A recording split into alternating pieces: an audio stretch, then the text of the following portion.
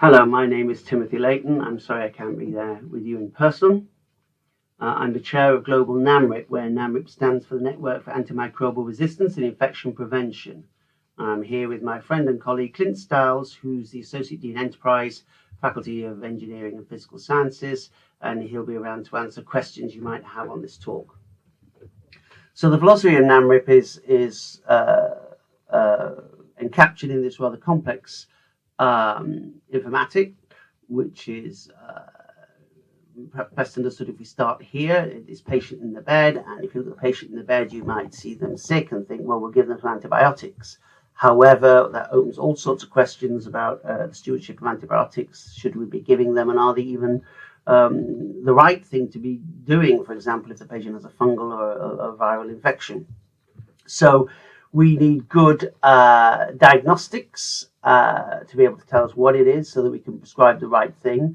And indeed, it would be great if we could stop the infection getting into the body in the first place. So we have a whole load of work on infection prevention, cleaning, surgical instruments, having the right conditions to stop the infection getting into the body.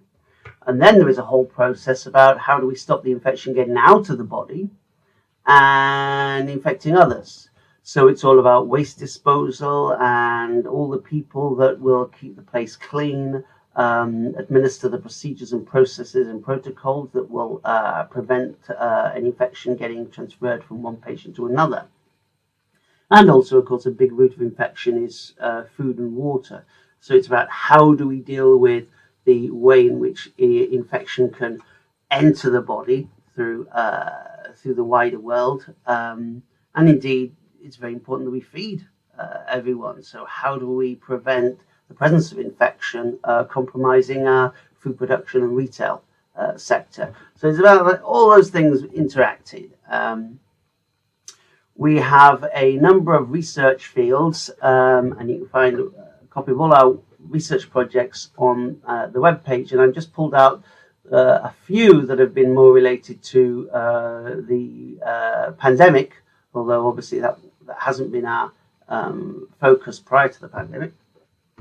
So we looked at a number of diagnostic procedures. We have a lot of work on infection prevention, looking at our members have been looking at ways in which we can prevent the infection transferring from place to place. We have a number of our members are working in public health projects, such as these seen here, and a few in therapeutics. We've got two spin-out companies, Highfield Diagnostics, which look at diagnostics, and Sloan Water Technology, which look at cleaning and preventing the infection getting into the body in the first place.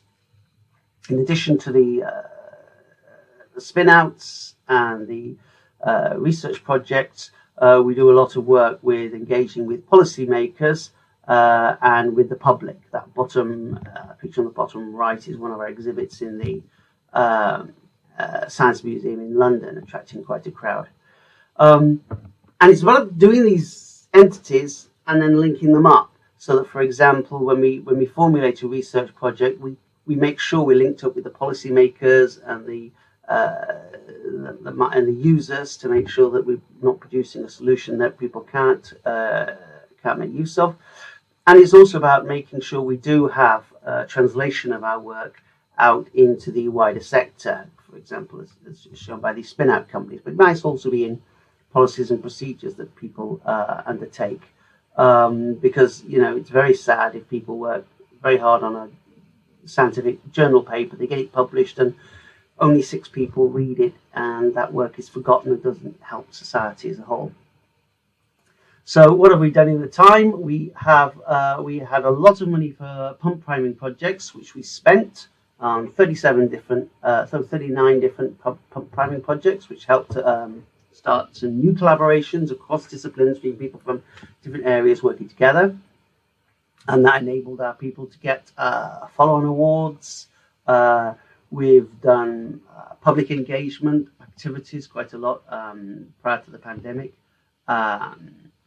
As we said, a number of 14 studentships, a number of spin-out companies, and we've also started liaising with new members in low middle income countries, South Africa, the whole of Africa, South America, and Asia.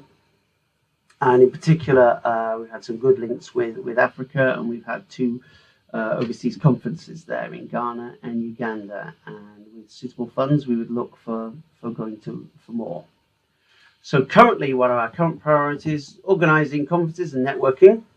Obviously, it links in well with what NBIC's doing here today. And we have good links with both NBIC and the Biomedical Research Centre at Southampton.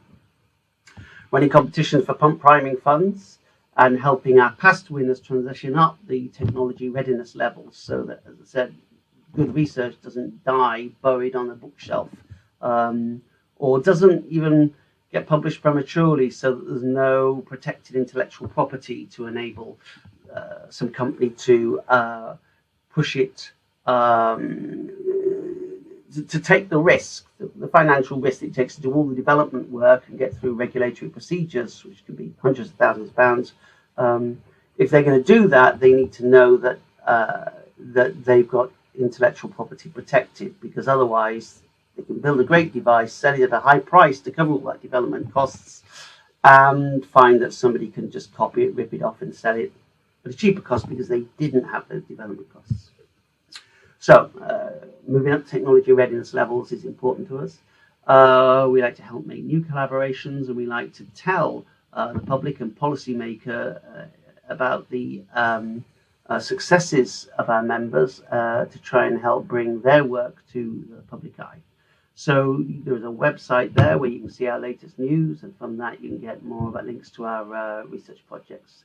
Thank you very much.